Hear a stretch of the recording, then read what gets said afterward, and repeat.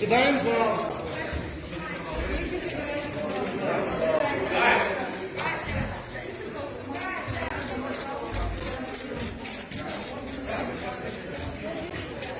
Покидаем зал, уважаемые.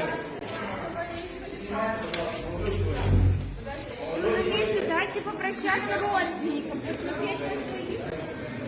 Выходим из зала.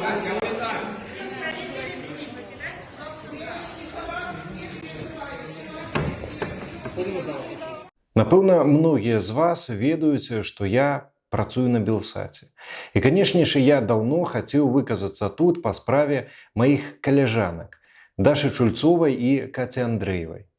Аднак увесь час цягнуў, увесь час адкладаў. Таму што вось з гэтай халоднай рацыянальнасцю і адсутнасцю ілюзіяў аніяк не хацела пагаджацца тое ірацыянальнае, што насамрэч нас усіх і робіць людзьмі. Гэта надзея на цуд. Цуду, аднак, не адбылося. Даша і Каця атрымалі па 2 гады калоніі агульнага рэжыму за тое, што асвятлялі жалобную акцыю памяці забітага лукашыстамі Рамана Бандарэнкі. Паводле абвінавачвання журналісткі не толькі бралі актыўны ўдзел, але і нават кіравалі масавымі беспарадкамі. І вось адным з доказаў паводле пракурора гэткага кіравання беспарадкамі сталася фраза Кацярыны Андрэевай: «Паглядзіце на гэтых смелых хлапцоў, якія спачатку збеглі, а потым вярнуліся на праезную частку, а цяпер стаяць насупраць губазіку і не сыходзяць». Ну а для каго ж і яшчэ чужая смеласць можа стацца падставаю для абвінавачванняў і рэпрэсіяў? Ну, канешне ж, для сцыкуноў.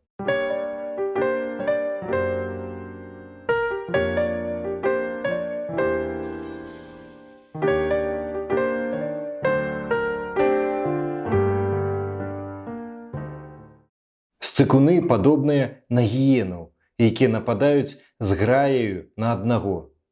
Толькі сцыкуны, узброеныя стрэльбамі і дручкамі, кідаюцца на адзінокіх мінакоў.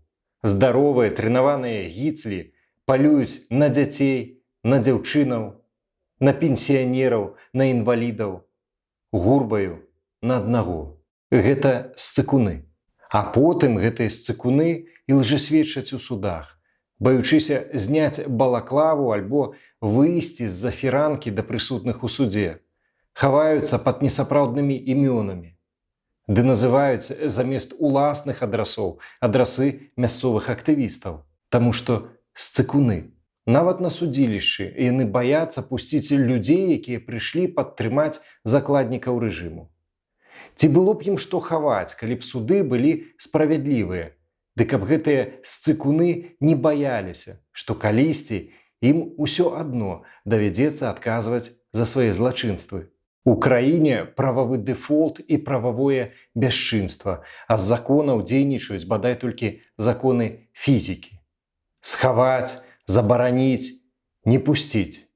Таму што сцыкуны. Зрэшты, як і тыя сцыкуны, якія 9 жніўня баяліся вывесіць выніковыя пратаколы галасавання, ды якія уцякалі праз вакно па драбіне пад прыкрыццём гэткіх сама сцыкуноў у форме з надпісам «ОМОН».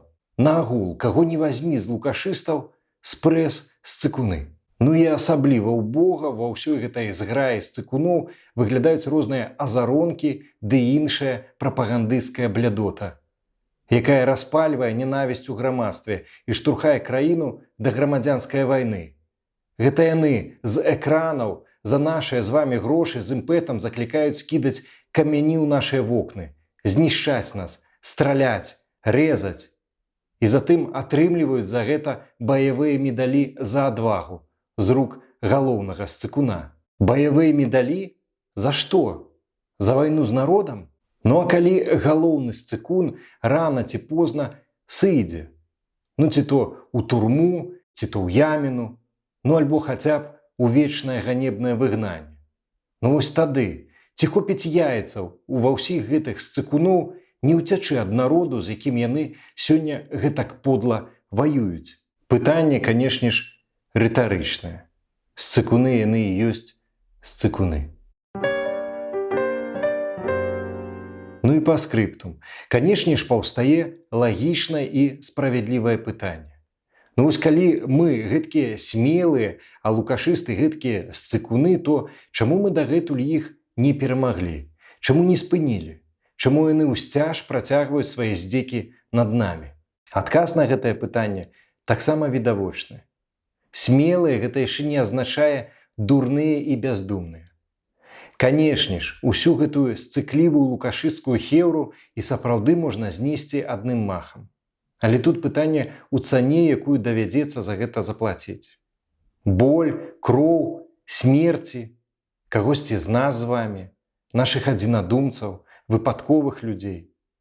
Вось цана, якую давядзецца тады заплаціць.